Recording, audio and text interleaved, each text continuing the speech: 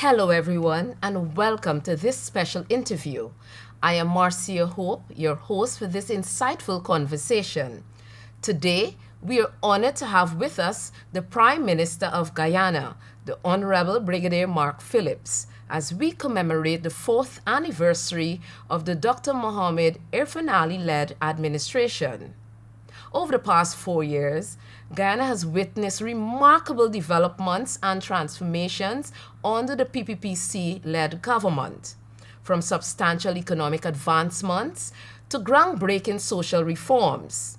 The administration has been steering the nation towards a prosperous future. To all Guyanese living here and in the diaspora, thank you for joining us.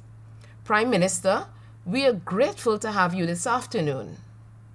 Oh, good afternoon, Marcio, and indeed I'm grateful and honored to be here with you at this interview as we commemorate or celebrate 4 years in office.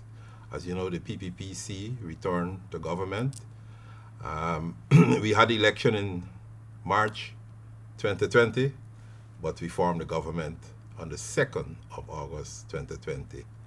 And everybody in Guyana understand the reason why. PM, you under your portfolio, you cover a number of sectors. But before we get into your sector-specific achievements, let's talk about that journey into office in 2020.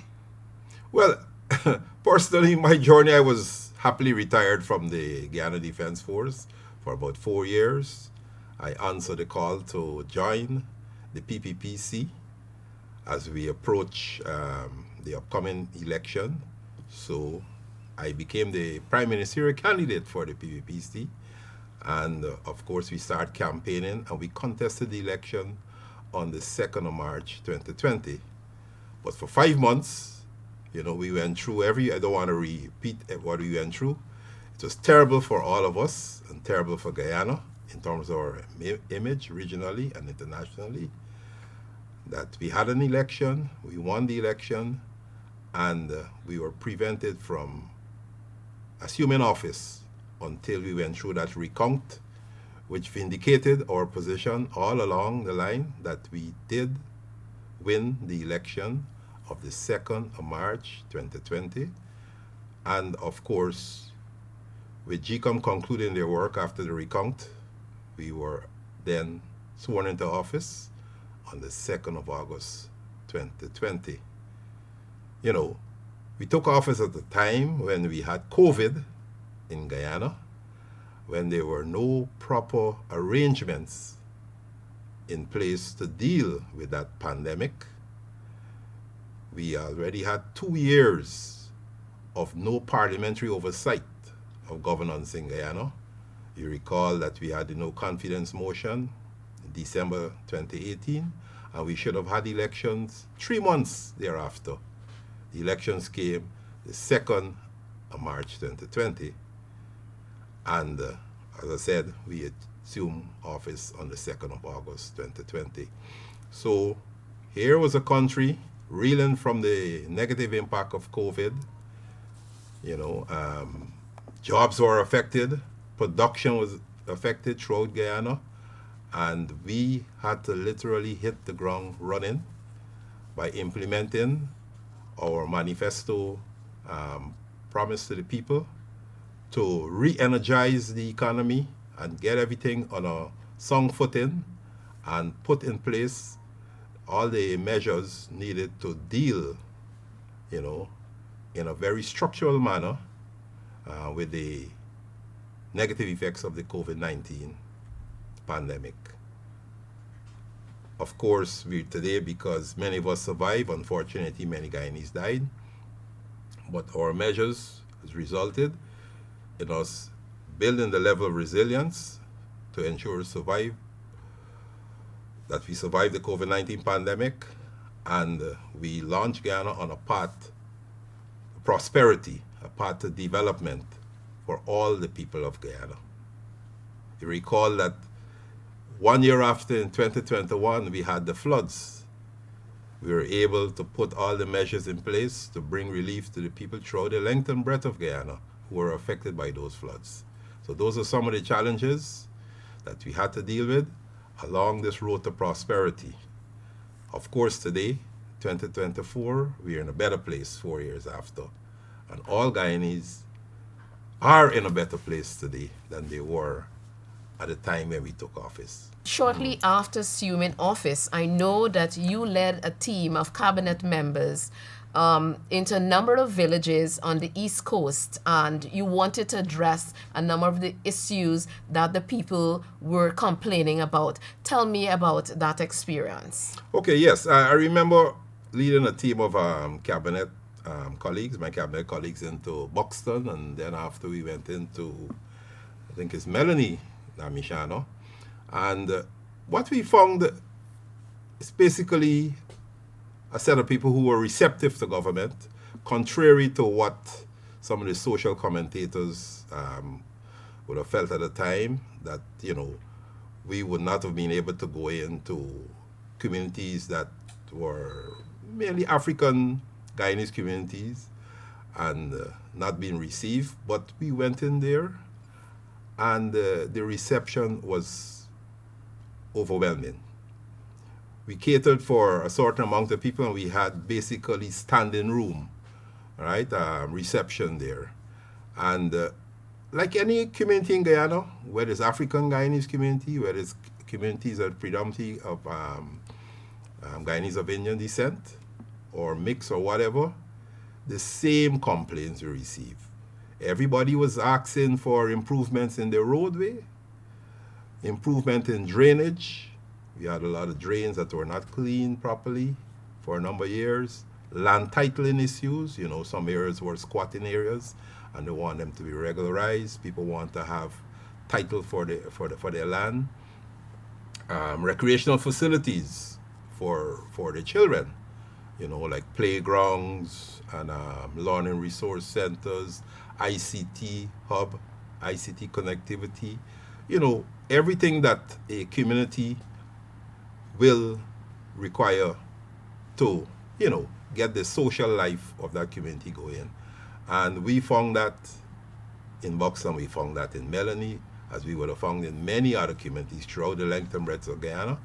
And what we did is ensure that our plans were curtailed to bring relief, to bring development to those communities.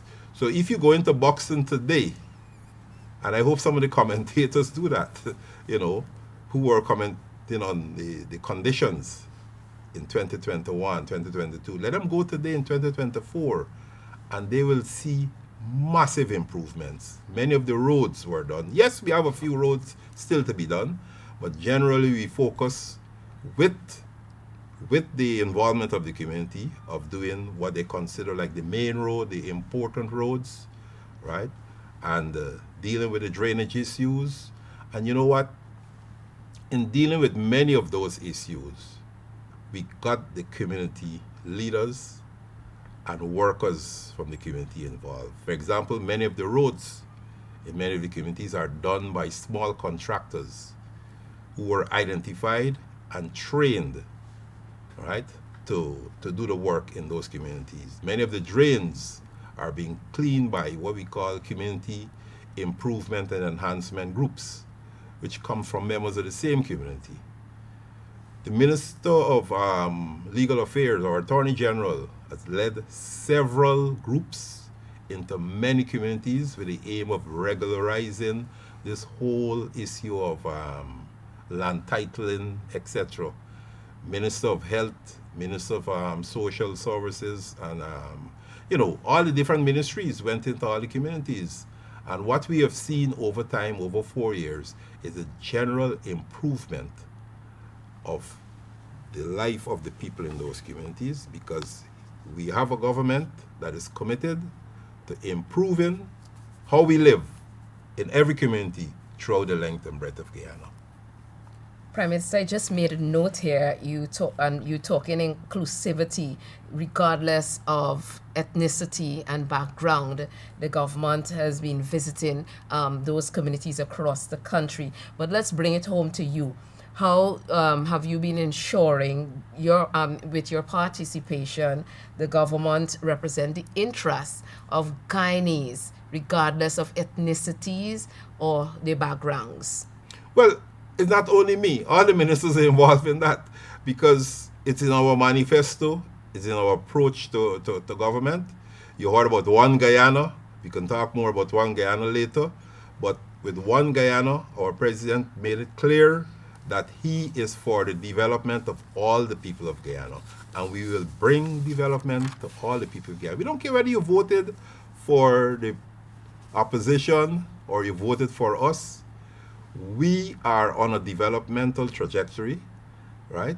And we are ensuring that every community is touched by our development plans for all the people of Guyana.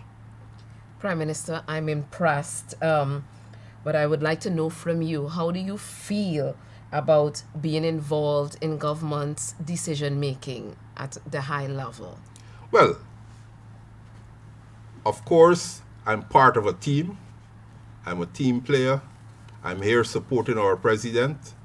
I have ministerial responsibility.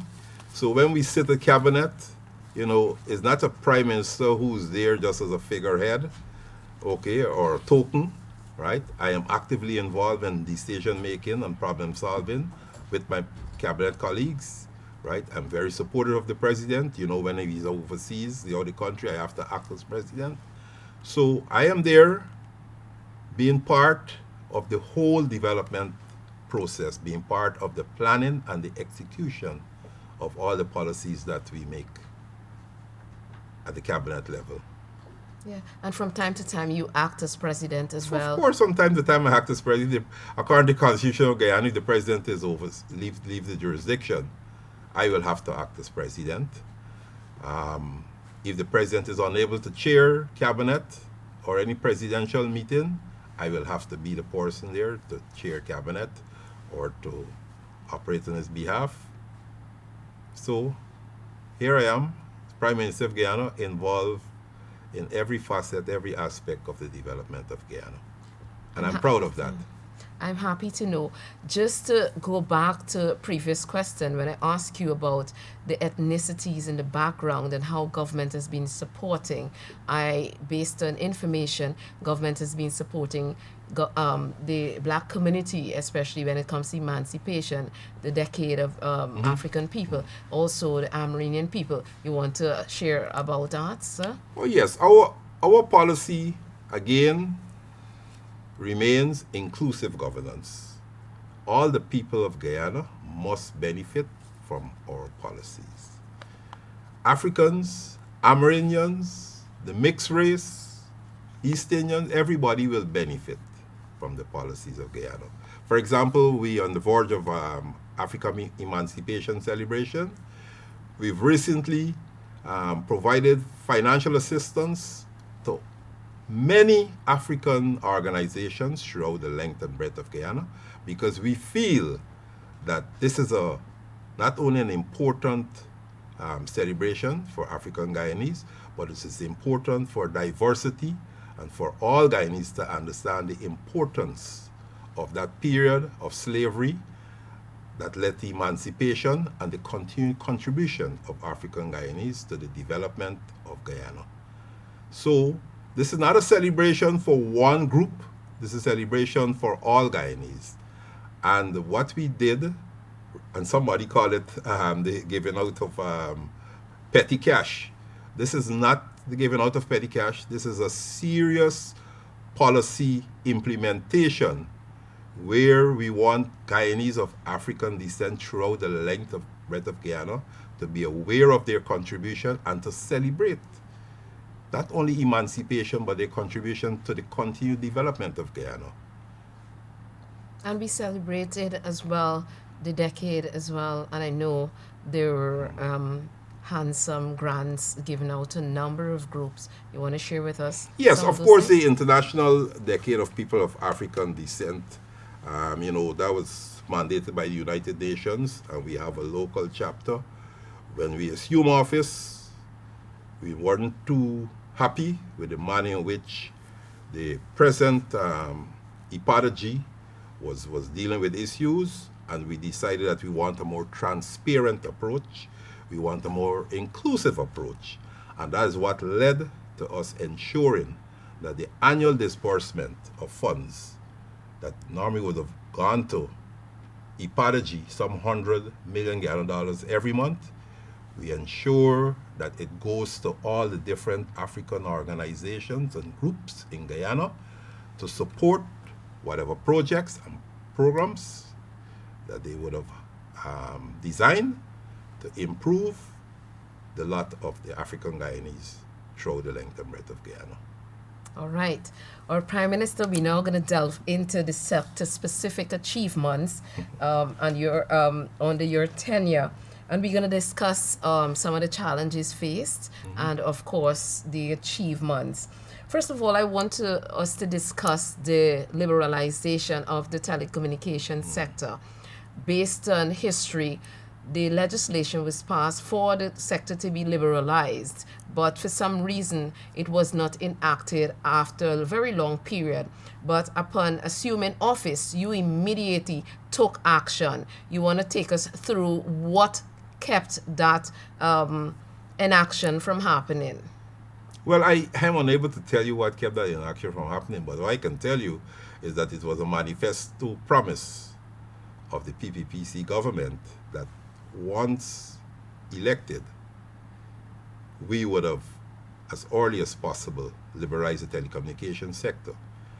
And we assumed office on the 2nd of August 2020, and on the 5th of October 2020, I signed the commencement order that effectively liberalized the telecommunications sector. It means that anyone who wants to invest in that sector, right, they can come forward and they could make their application. They have to go through a due diligence process in keeping with the regulations. Okay, so there's no monopoly there in the telecommunications sector. What has happened since then? Since then, there's been an improvement in the service for all Guyanese. But the mere act of just signing the commencement order liberalizing the telecommunications sector promoted the competition among the providers in the sectors. It also led to new providers coming on board, and that has led to improvement in the service. Every Guyanese will tell you that they're paying less for the same bandwidth, for example, now in operating their telephone, their internet, and etc. Okay, there's been expansion in the infrastructure. Right, so Guyanese outside of Georgetown and other areas of the coastland have better service because the competition that was caused as a result of the liberalization has led to the service providers working hard over time to expand their infrastructure and provide better service to the people of Guyana, especially along the coastline, because 90% of the people live on the coastline of Guyana. Yeah. All right, Prime Minister, we're going to talk about alleviating the constant blackouts. And previously, you would have mentioned that the previous administration did not undertake any necessary investment in the Guyana Power and Light Company. And I would want you to share with me what your government, under your leadership, would have done to alleviate the blackouts that we have been faced with in the past. Well, a lot of the blackout is linked to the transmission and distribution system. We're working over time on fixing the existing transmission and distribution system, while we are also building out a new transmission and distribution system. On the other hand, there's been, since we assumed office, due to our economic policies, there's been tremendous growth in all sectors of Guyana that demands electrical energy. There's been growth in the housing development sector. There's been growth in the industrial sector. We're building new roads. We're building new hospitals. You name it, new schools. And all these activities and development are demanding increased electricity. So we have to provide electricity for them. We've had a long dry season, right? With the El Nino phenomenon, many people who never had ACs before install ACs in their homes, okay? There's an increase in people purchasing fans, and generally there's been an increase in the demand for electricity. So in the immediate to short term, we had to increase the capacity. From 2021 to now, we have increased the capacity for power generation by some 120 megawatts in Guyana. You know of the big ones, the more recent one being the barge, okay? But before we had to complete, on assuming office, you had to complete the civil works and the installation of the 46.5 megawatts of water sealer equipment at Garden of Eden, right? We had to do a purchase of some generators that has been installed at Columbia, and of course, you know, the more recent one was the barge that is providing the 36 megawatts of power. That is not the end of it all. We have the gas to energy project that is ongoing, and next year that will be producing power to the people of Guyana. And you know, there's a manifesto promise that we will not only increase the capacity with the gas to energy project, but we will lower the rates that people pay for electricity. Whatever you're paying for electricity now, on the completion of the gas to energy project, you'll pay 50% of that for electricity. And an important point, you know, from 2020 to now, there's been increases in the cost of fuel. There's been increases in the cost of spare parts, right? There have been a lot of supply chain issues that affected the generation of electricity in Guyana. And you know what? The government has not increased the rates that people pay for electricity in Guyana. We have provided money to cover all those increases and to cushion the effect of those increases. So what you're paying for electricity in Guyana now is the same rate that you were paying before COVID-19. So what you were paying in 2019 is the same rate you're paying today. There's been no increase in electricity charges in Guyana. But of course, the operational costs went up tremendously. There's been a 65% increase in the cost of fuel. Government provided the money to cover for that. So here is a government that recognized that, look, energy has a multiplier effect. If you increase it, it will affect not only household, but it will affect industry, it will affect all commercial activities. And we've decided to cushion the effect by ensuring the charge for electricity remain as it is, as it was in 2019, the same thing today. And we move towards the completion of the gas to energy project with the plan and to keep the promise of reducing, not increasing, reducing what people currently pay for electricity by 50%. So come next year, with the gas to energy project coming on board and providing electricity, we will be paying less than what we're paying now. You cannot have a more caring government than that. In many other countries, people are on the road protesting for the increases in everything, including electricity. It's not happening in Guyana. Gasoline, for example, what you're paying for gasoline in Guyana now is also cushioned by the government. We've removed all taxes. So gasoline is a zero tax item in Guyana, all in the effort of stabilizing prices for all commodities in Guyana, especially those commodities that have multiplier effect. Water, the water rates has remained the same, and for some people it's even reduced in Guyana. And since we're on energy, let's discuss the Energy Agency solar system initiatives. Okay, the solar system initiative is in keeping with our low carbon development strategy 2030.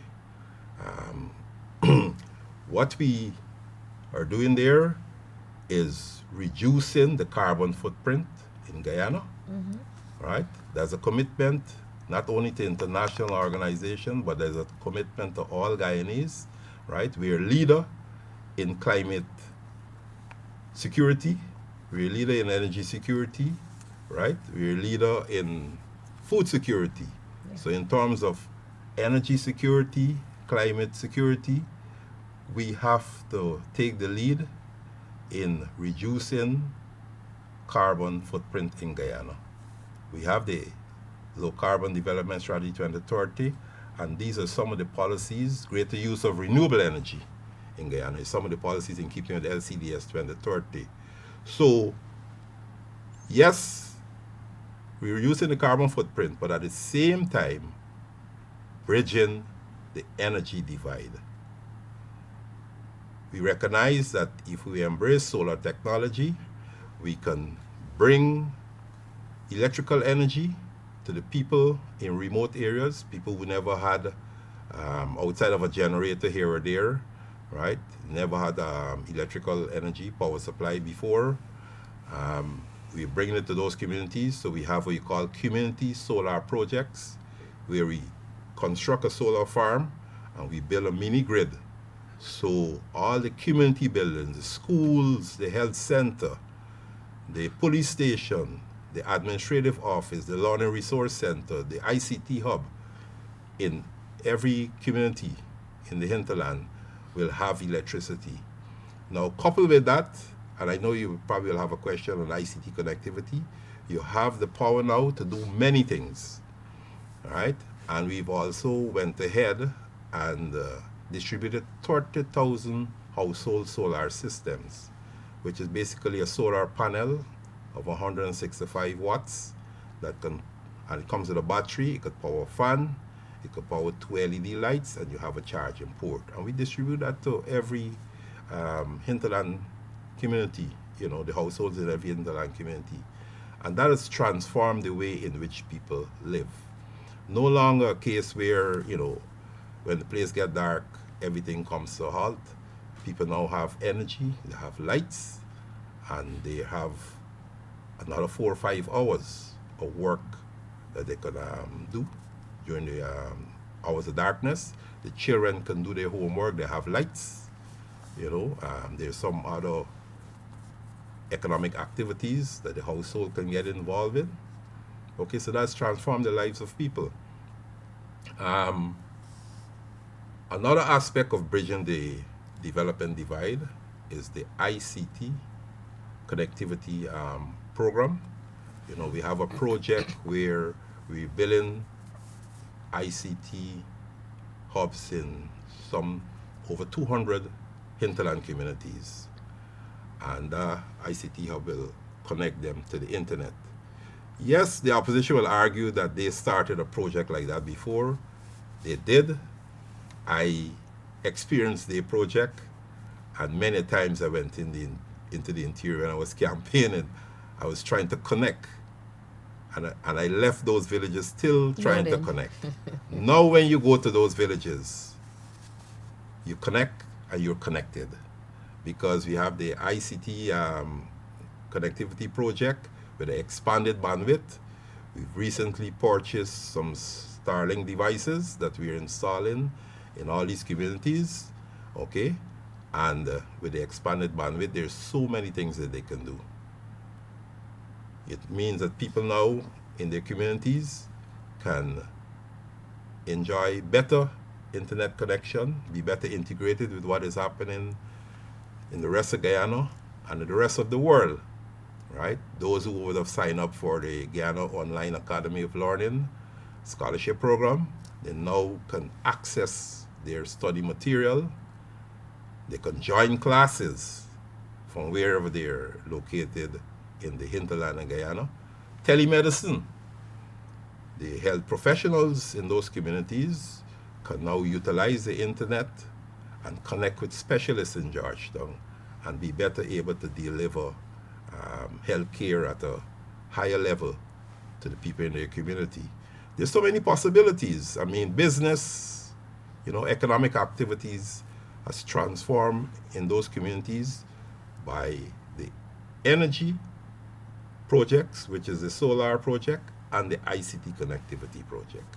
So indeed, the government is bridging that divide between the coast and the hinterland. Yes. And the people indeed are seeing an improved standard of living for themselves. Because recently I witnessed you going into the interior and interfacing with them, Yes. and they themselves were thanking you profusely for all the initiatives that your sectors have been implementing to enhance the lives, Prime Minister. So that's indeed something great. And I'm happy to hear about the gold program people being able to access, because I heard complaints from residents about being unable to complete their degrees Yes. because of the slow internet and because of what you would have engineered by virtue of through the NDMA. They can now be connected and complete their degrees as well, and even telemedicine that's connecting all the sectors together as well. So it's not only that you just place these Starlink devices, these high power devices, but it's also supporting a whole of government approach, if I understand, where health is supported, education is supported, and all the various sectors that need ICT to support the services in the hinterland. Exactly. A whole of government approach is engendered by this ICT connectivity, and we hope to connect all those hinterland areas by December this year with the Starlink high-speed internet device. Okay. All right. PM, I want to ask you a question. There have been a lot of chatter in social media by commentators, by cynics, about the use of the One Guyana mantra of the government. And some people feel it's deviating and it's taken away from the motto of Guyana, which is one people, one nation, one destiny. Is there really an argument here? Is there really an issue here, PM? I would love to know from the government standpoint. One Guyana mantra. The motto of Guyana is one people, one nation, one destiny. Only the people of Guyana can change the motto. We have not changed the motto.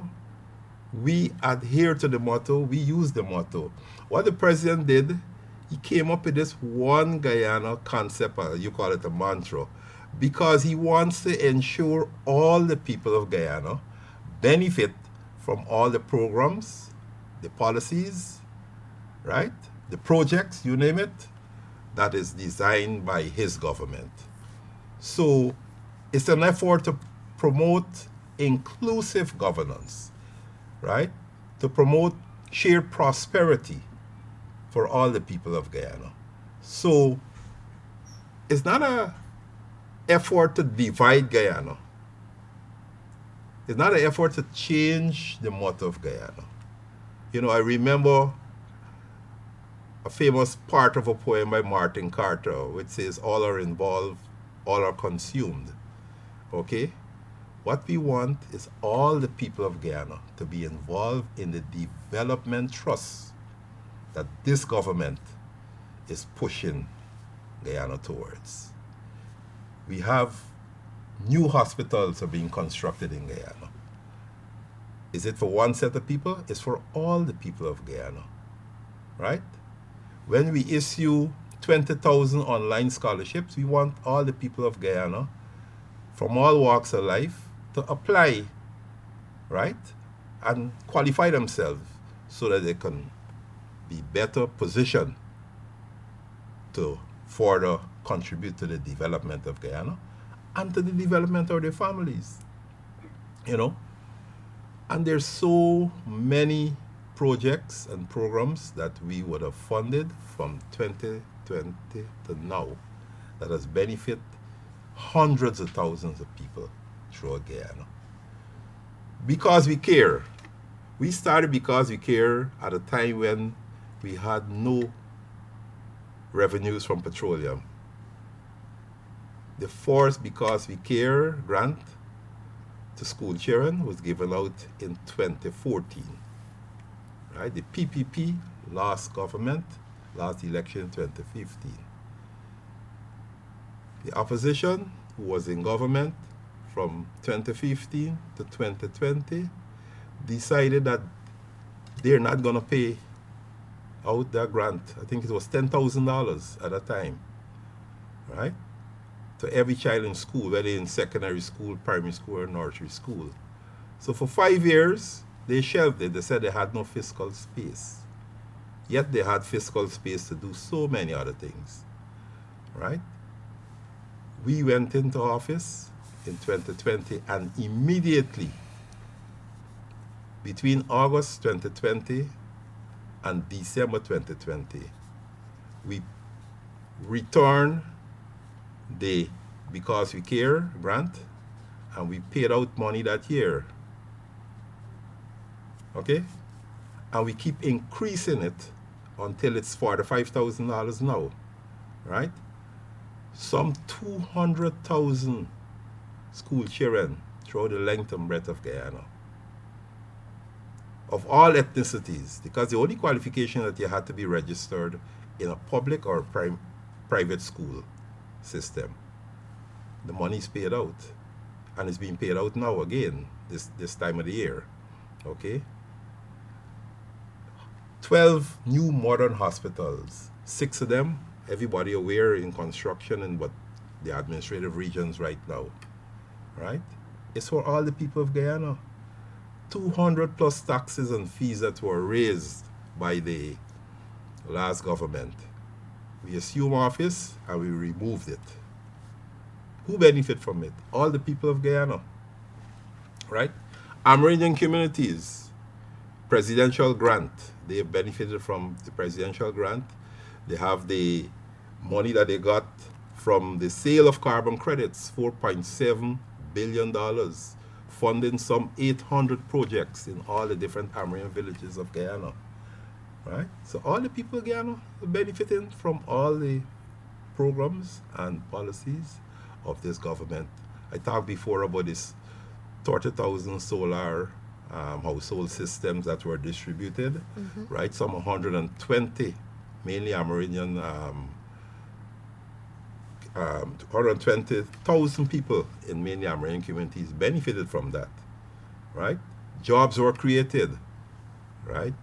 Over 60,000 jobs were created. Public assistance given out, right? Restoration of the 1 month bonus to the joint services of Guyana. Yes. That was stopped by the last administration. What they said? They said it was a bribe. We assume office, we've replaced it, right? Increases in salary for public servants and for teachers. We continue to increase salary, so everybody benefited from the shared prosperity in Guyana, right? And there's so many other programs that will come on stream from time to time as we go out and we discuss with the people and we identify the need. You know, we go back to the drawing board. For example, you have the the eye care for school children and pensioners, right? That is ongoing, and that came from presidential and ministerial outreaches where people recognize and share their concern that these are things that they want us to do, right? They have the cervical cancer testing program, yes, where these vouchers are given out. Yeah, I got okay. One. Huh? You got one. All right, you know, for every it's given out without any discrimination. None. You know? So, increasing old age pension, right? You know, you name it. Sugar workers who were fired, some 7,000 sugar workers. We're effectively rehiring those sugar workers now. You know, some of them are also having job training, yes, right? So they can be employed in other areas, right? Why was there not such a policy? If you want to close down some of the estates, why didn't you go out and talk to the people, right? And determine how you're going to do it in a phased manner and help them to get alternative employment. That did not happen under the last government, right? But this government is expected to be a caring government, and we are a caring government.